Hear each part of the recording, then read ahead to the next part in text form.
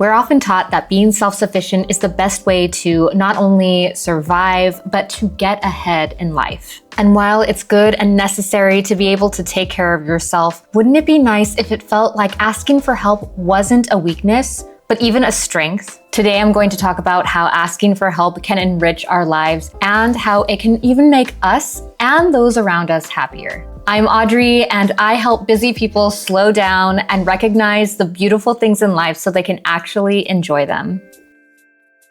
When I was a kid, I had a really hard time asking for help or even taking it when it was given to me. I wanted to be able to do everything on my own, and part of it was because I wanted to prove to myself that I could do it, but also I wanted to have all of the credit in doing it, and I wanted to make my mark. I felt this real need to be able to figure things out, and it was so satisfying when I could do that. I remember one time specifically, I was trying to learn how to ride a bike, and my cousin very nicely came up to me and was trying to help me, and I told her, I don't need your help. I was so annoyed, and all she was trying to do was keep me from falling flat on my face. But I look back on times like that bike riding incident, and I think, wouldn't it have been nicer for me to let go of my ego and work with someone else to get to a common goal? And there were many times, especially in my working life and just like this super fast-paced environment where I couldn't do things on my own. It had to be a team effort, and I wanted to be flexible, not just in my work, but also in my life. I want to be able to get the help that I need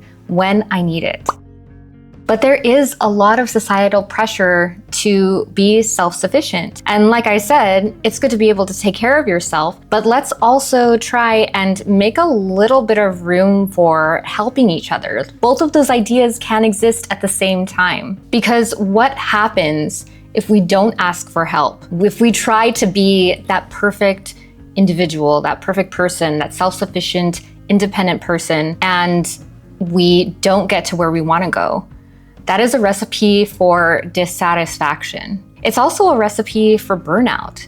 I mean, there have been situations and times where I have personally felt like I had worked so hard to get to a certain place in my career, and then the burnout was so strong that it was almost like, do I even want to do this anymore? Never asking for help is an impossible standard to live up to.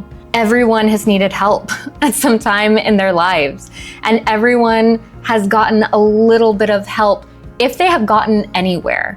Of course, you can feel like you are self-made. Of course, maybe you don't have the same privileges as other people, but there had to be some door somewhere that was opened to get anywhere else. It doesn't mean that they have done all of the work for you, but it just means that maybe someone gave you a recommendation, a kind word. Maybe someone gave you a conversation that you really needed that day. Those little things all count as help, and they all count in big ways, no matter how small they feel at the time.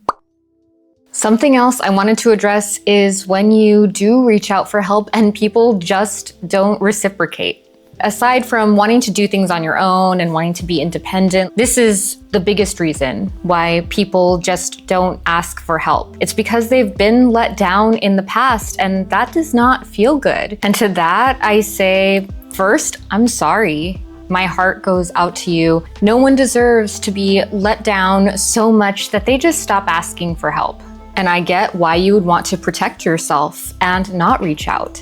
And if it's really bad, just keep in mind that I can only speak from my perspective in one YouTube video. So it may be good to consider reaching out to a mental health professional if you need it. And second, we're living in a time where we're isolating ourselves more and more for many different, very complicated reasons. And despite the obstacles to connect, something that is true and will always be true is that we need each other. People need to be around other people, not just for quality of life purposes. It's just easier to survive when we have community. And if you feel like asking for help is too much for you, then the one thing that I can contribute, it's not to say it's the only thing that will help, but I did make a video on how to feel less alone and why we tend to want to be alone more and more. So if you're interested, I will leave that video on the screen right now so you can check it out.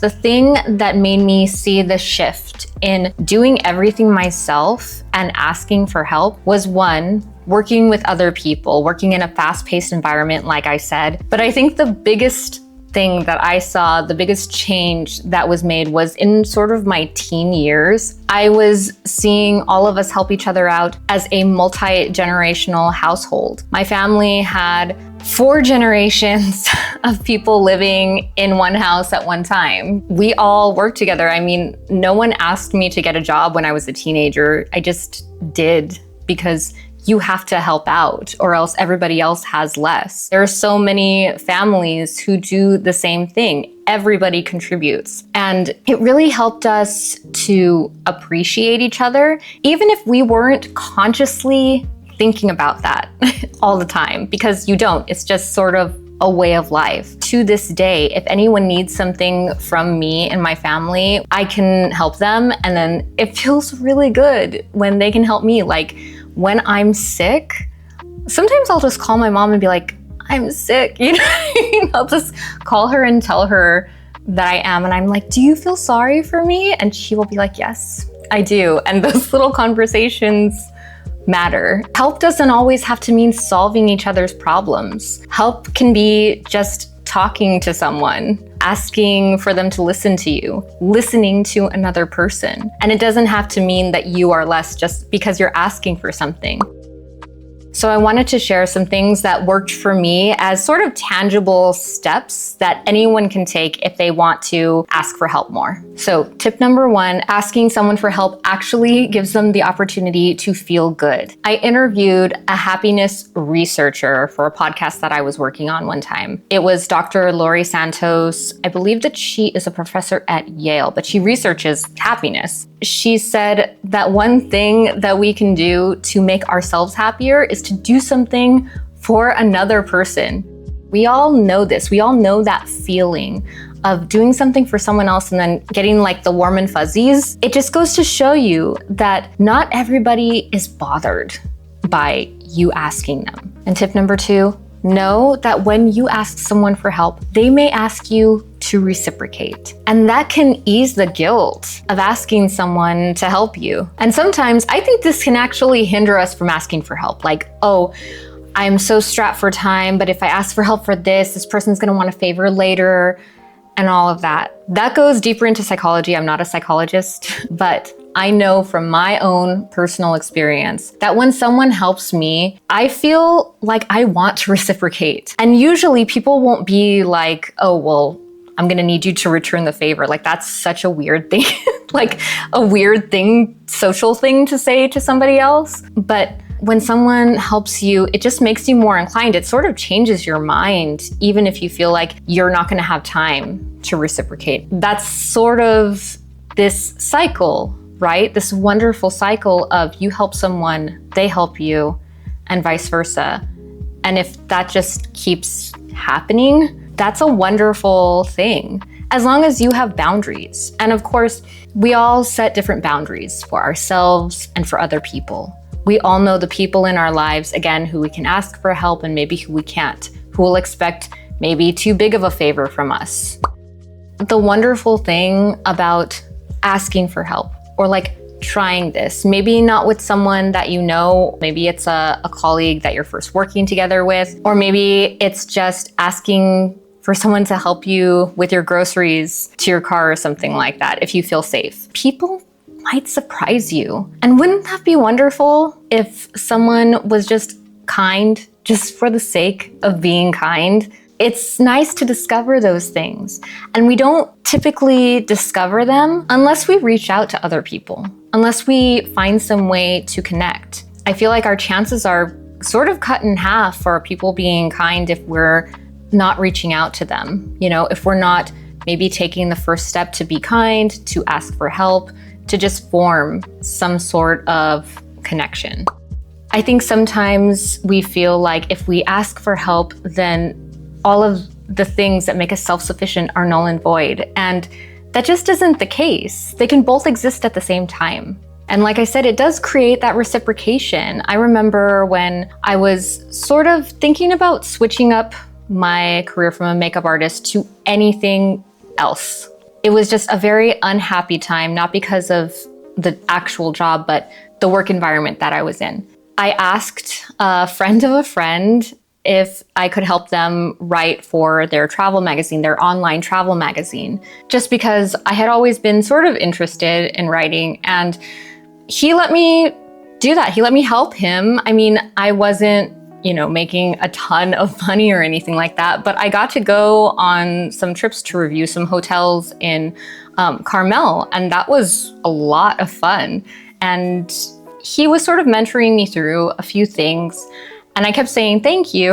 And I could sense that he was feeling a bit uncomfortable because of how much I was saying thank you. And he sort of said, I know you're wondering why I'm doing this, why I'm helping you out. It's not just because I have a lot of faith in you and your work is good, but also because a lot of people have helped me. A lot of people have given me opportunities. And I feel like I need to give opportunities to other people as well. When you help someone with something, or when someone helps you, you never know how far it's gonna go. I don't know the person who helped him, but there's a ripple effect that happens.